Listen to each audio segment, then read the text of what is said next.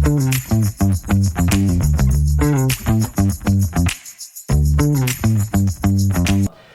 segment we're talking about this time is about that they've got is under kitchen design and modifications. Again, you'll see some parts of this report shown up on the screen here as my editor puts them on there. The idea here is to kind of analyze this report, give you some different feedback and ideas to expound upon what has been done. A study of over 600 industry professionals, including myself, contributed to this report. So hopefully you find this beneficial on this segment today. So the part that they go over here next, excuse me, is design attitudes. Now, this is an interesting one. Not often am I talking in this industry about attitudes. So let's dig in a little bit, see what we discover as a part of this. So the phrase they put on the side here: designers are creating uniquely personal designs that move away from stark white grays for a kitchen connected to the outdoors. Now, we talked about that in a previous segment about how much the outdoors and indoors are starting to be merged. So that's very much an important consideration here.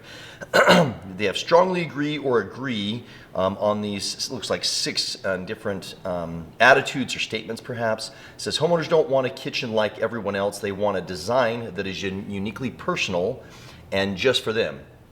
Now, let me just tell you a little bit about this.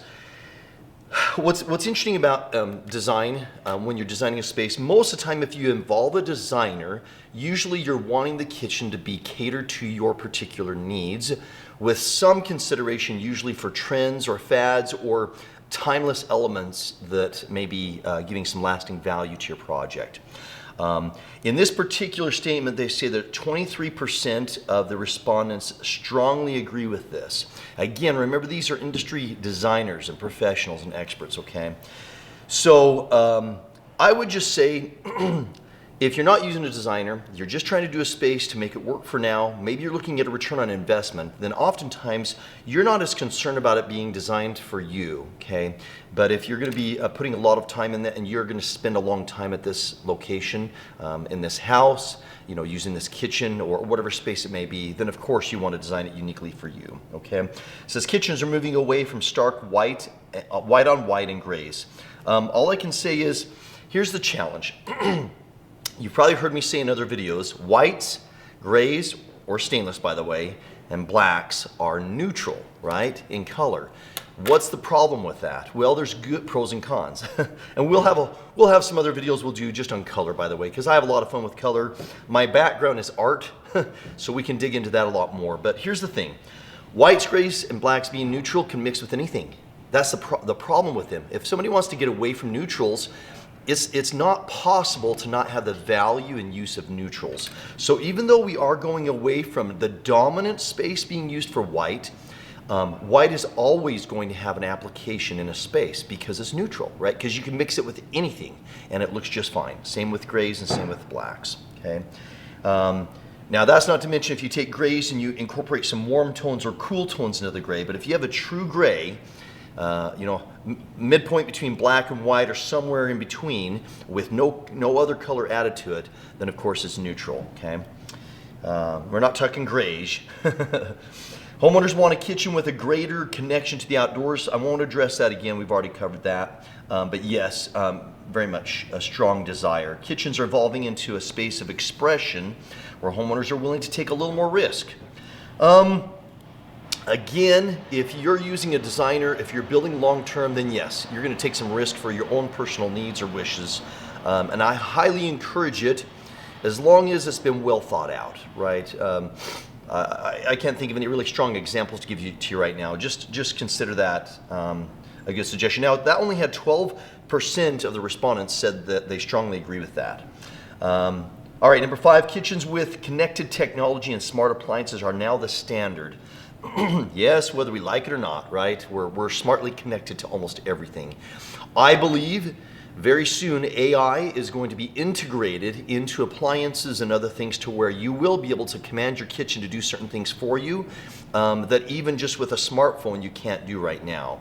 I don't know what that might be. I could imagine and have some fun thinking like the Jetsons, but there's things coming that I think will make this whole experience in the kitchen way different than before. 16% of respondents, by the way, strongly agreed with that. And then the last one in this particular element here, it says kitchen design will be driven by a focus on nutrition and healthy eating. Again, I would say that most people don't plan on eating unhealthy, and so if you're going to plan a kitchen and design a kitchen space, then most likely you're going to be caring about things being done in a healthy, appropriate, well-balanced way, and I think that's just a natural inclination when you're planning something out like that. 17% of respondents strongly agree with that one. All right, the next page here talks about top kitchen features include beverage areas, eat-in kitchen area, large islands, taking down walls, enlarged pantries, hidden appliance workspace areas. I'm not going to dig through all these, guys. I'll just hit some highlights. A couple of the top elements of this, design layouts and features, a dedicated beverage area. Now, in a kitchen perhaps, there's a lot of spaces people might have a wet bar or a dry bar, right, in another part of their house, downstairs for an entertainment value, in their living area when they're watching TV or something like that. I don't know that I've seen a lot of requests. Maybe my market of the country is not as strong for that, at least in the kitchen. I have seen it before, such as maybe like a hidden tall pantry doors, pocket doors open up, and then you have like maybe a little bar area there. It talks about creating an eating kitchen area instead of formal dining room. This is interesting. It's starting to happen a lot more often now where you have an island that people sit at, and they can sit there to dine at an island instead of having to have a separate dining room table. My suggestion, if you do that, make sure that the sitting area is actually versatile. You can pull it away from the island if you want to, and you can sit at it if you don't, okay? And let's just cover just a couple more highlights in this particular section here. Reconfiguring layouts to create or enlarge a pantry. People really are, this is definitely a trend or a fad in my opinion. I'm not sure which one yet. Probably more of a trend because we're probably 5 to 7 years into it already. The challenge with, if you've got plenty of real estate in your home to have a large pantry, that's great. Here's the challenge. If you're going to use the pantry a lot, that's good, but there's a lot of space can be dedicated to a walk-in pantry that you may not necessarily use often, okay?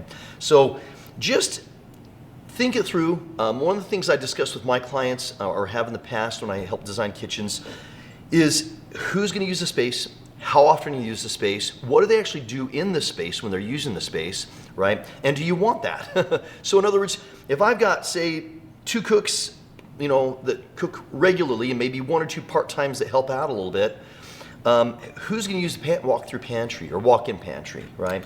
So just think about the usability in a small house or even maybe to mid-sized house. A walk-in pantry may not be the best use of space because it's not going to be very user-friendly. Sometimes people want to use this place to hide their appliances like their mixers and their toasters and, you know, toaster ovens and things like that, and that's just fine. If they want to get it out of the kitchen and leave the kitchen as the deco or the nice attractive space to look at, okay?